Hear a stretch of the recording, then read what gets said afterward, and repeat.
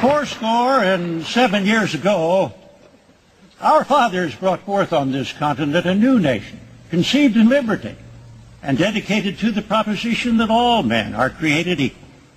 Now, yesterday, December 7th, 1941,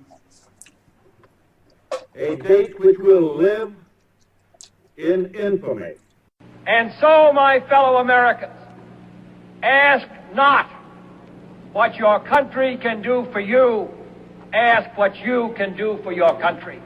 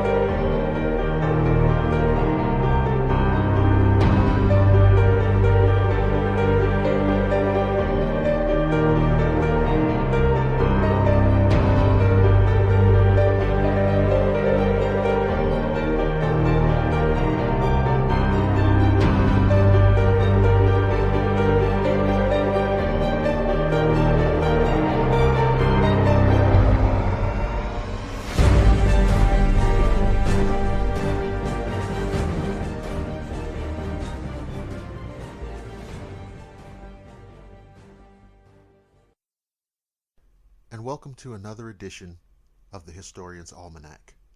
I'm your host, Dr. William Lester. On this episode, the historical Dracula.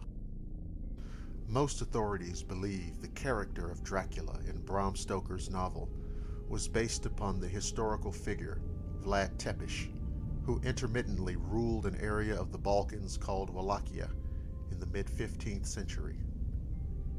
He was also called by the names Vlad III and Vlad Dracula. The word Tepes stands for impaler, and was so coined because of Vlad's propensity to punish victims by impaling them on stakes, then displaying them publicly to frighten his enemies, and to warn would-be transgressors of his strict moral code. He is credited with killing between 40 and 100,000 people in this fashion. King Sigismund of Hungary, who became the Holy Roman Emperor in 1410, founded a secret fraternal order of knights called the Order of the Dragon to uphold Christianity and defend the empire against the Ottoman Turks. Its emblem was a dragon, wings extended, hanging on a cross. Vlad III's father, Vlad II, was admitted to the order around 1431 because of his bravery in fighting the Turks. From 1431 onward, Vlad II wore the emblem of the order, and later, as ruler of Wallachia, his coinage bore the dragon symbol. The word for dragon in Romanian is drac, and ul is the definitive article. Vlad III's father thus became known as Vlad Dracul, or Vlad the Dragon.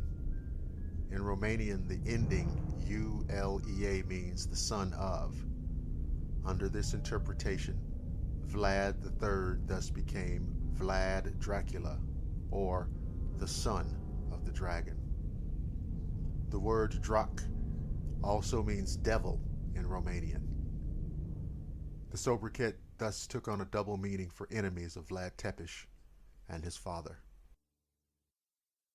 To appreciate the story of Vlad Dracula, it is essential to understand the social and political forces of the region during the 15th century. In broad terms, this is a story of the struggle to obtain control of Wallachia, a region of the Balkans in present-day southern Romania, which lay directly between two powerful forces of Hungary and the Ottoman Empire. For nearly 1,000 years, Constantinople had stood as the protecting outpost of the Byzantine or East Roman Empire and blocked Islam's access to Europe. The Ottomans nonetheless succeeded in penetrating deep into the Balkans during this time. With the fall of Constantinople in 1453 under Sultan Muhammad the Conqueror, all of Christendom was suddenly threatened by the armed might of the Ottoman Turks. The Hungarian kingdom to the north and the west of Wallachia, which reached its zenith during the same time, assumed the ancient mantle as the defender of Christendom. The rulers of Wallachia were thus forced to appease these two empires to maintain their survival, often forging alliances with one or the other, depending on what served their self-interest at that time. Vlad Dracula is best known by the Romanian people for his success in standing up to the encroaching Ottoman Turks and establishing relative independence and sovereignty, albeit for a relatively brief time. Another factor influencing political life was the means of succession to the Wallachian throne. The throne was hereditary, but not by the law of primogeniture. The boyars, wealthy landowning nobles, had the right to elect the prince from among various eligible members of the royal family. This allowed for succession to the throne through violent means. Assassinations and other violent overthrows of reigning parties were thus rampant. In fact, both Vlad III and his father assassinated competitors to attain the throne of Wallachia. Wallachia was founded in the year 1290 by Radu Negru, or Randolph the Black. It was dominated by Hungary until 1330, when it became independent. The first ruler of the new country was Prince Basarab the Great, an ancestor of Dracula.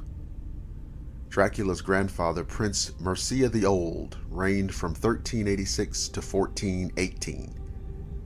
Eventually, the House of Basarab was split into two factions: Mircea's descendants and the descendants of another prince called the Dynasty. Much of the struggles to assume the throne during Dracula's time were between these two competing factions. In 1431, King Sigismund made Vlad Dracul the military governor of Transylvania, a region directly northwest of Wallachia.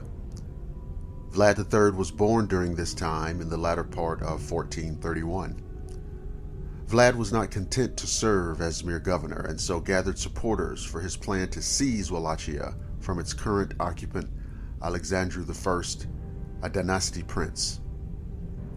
In 1436, he succeeded in his plan, killing Alexandru and becoming Vlad II.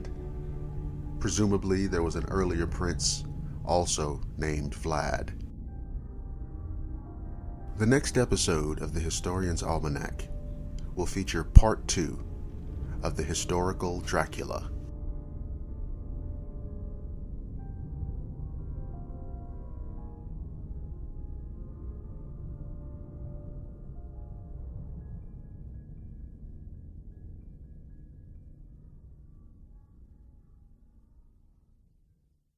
And that concludes another edition of the Historian's Almanac.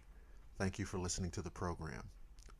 I'd like to invite you to listen to my other program, Agenda Earth, along with co-host Mark Zaski. Agenda Earth can be heard on the cryptoreality.us website. The Historian's Almanac can be heard on the Blackwater Media YouTube channel, the Agenda Earth Facebook page, the American Institute of Metaphysics Facebook page, Google+, and the Historian's Almanac Facebook page. I'm Dr. William Lester, reminding you that history comes alive on the Historian's Almanac.